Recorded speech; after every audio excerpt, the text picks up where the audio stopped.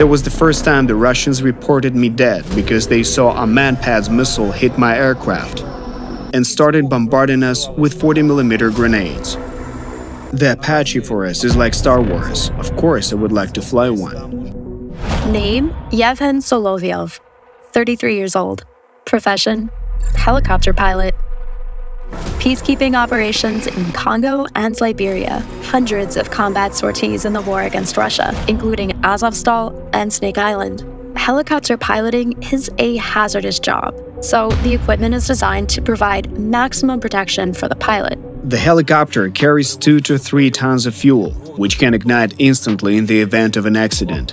That's why my gear starts with an American Army aviation pilot's jumpsuit, known for its fire resistance. The underwear, socks, footwear, balaclava, and shirt are also flame-resistant, ensuring comprehensive protection. Additional personal protective equipment includes a bulletproof vest and a first aid kit. As for personal weapons, I carry a Makarov pistol and a shortened Kalashnikov. The helmet, the American HGU-56/P, is also a crucial part of the equipment and arguably the best helicopter helmet. It provides both ballistic protection and safeguards against head impacts. The helmet features attachments for night vision goggles and a visor that protects against debris. Performing nearly impossible operations is also a specialization of helicopters. In 2022, Ukrainians held the Azovstal plant in Mariupol while it was completely surrounded for several months.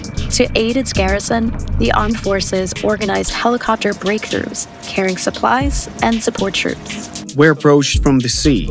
It was early in the morning. We used night vision goggles. The entire city was in smoke.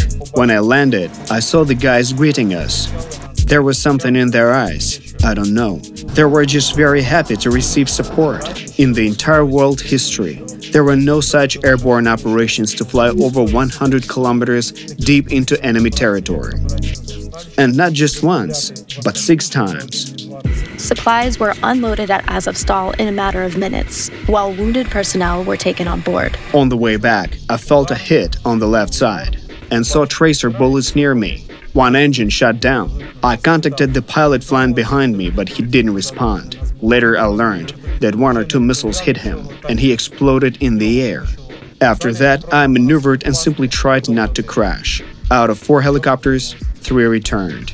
That was the first time the Russians reported me dead because they saw a man-pads missile hit my aircraft. However, the range was so short that the missile didn't have enough impulse to detonate. So we just pierced the engine and the hull. The Russians knew that helicopters don't fly with such damage, especially not a 100 kilometers distance. But something went wrong. The second time Russians reported that Yevhen had died was just a few weeks later. He was participating in the liberation of Snake Island. The Russian infantry saw that helicopters had arrived and started bombarding us with 40mm grenades.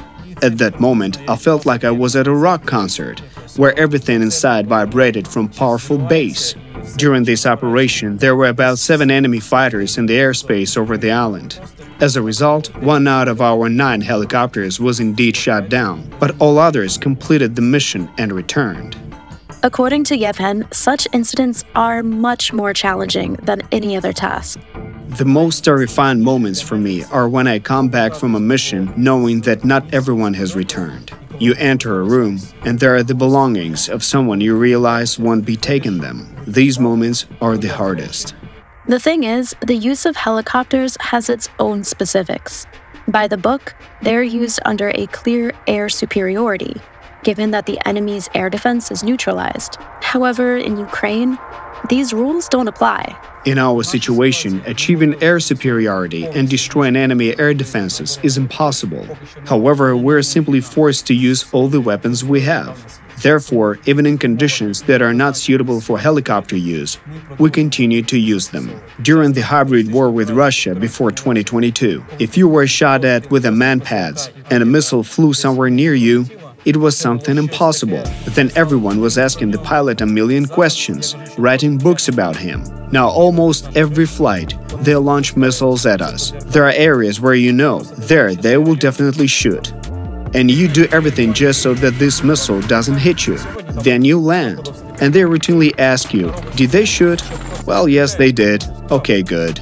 Due to the intensity of combat, a pilot in Ukraine is essentially working around the clock. The cost per flight hour for the MI-8 is approximately $3,000. As for a trained crew commander, it's around $3 million and requires a considerable amount of time. Skills, knowledge, and experience are acquired over a long, expensive, and challenging process. In fact, the cost of the equipment and the people who operate it is comparable.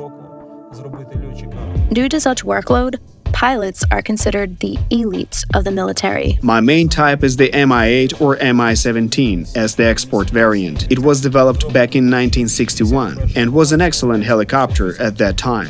Multifunctional, capable of performing tasks such as troop transport, cargo transport, and fire support.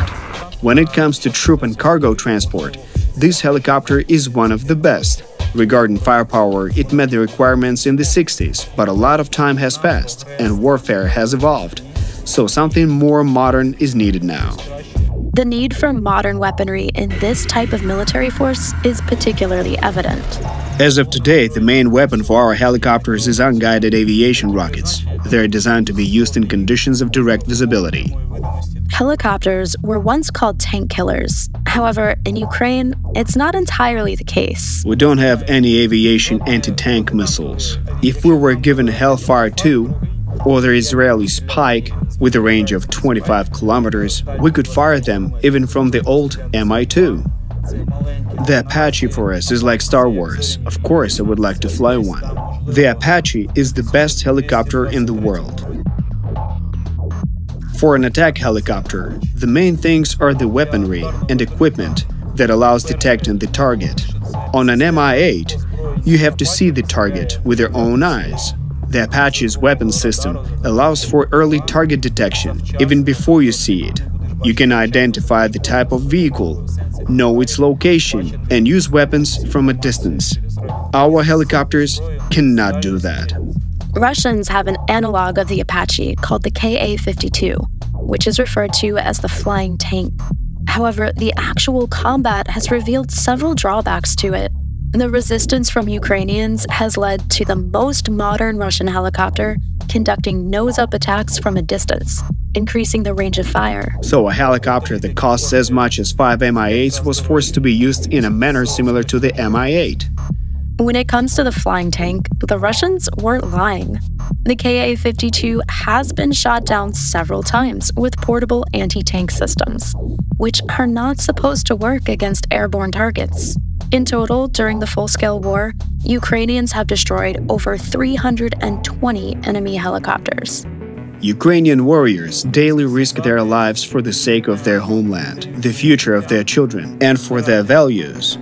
However, Russia is an authoritarian state, and we do not want to live like them. We share the values of the civilized world. Taking risks when you feel supported by this world makes it much easier. So if you want to share in the victory of these values over authoritarianism, welcome to Ukraine.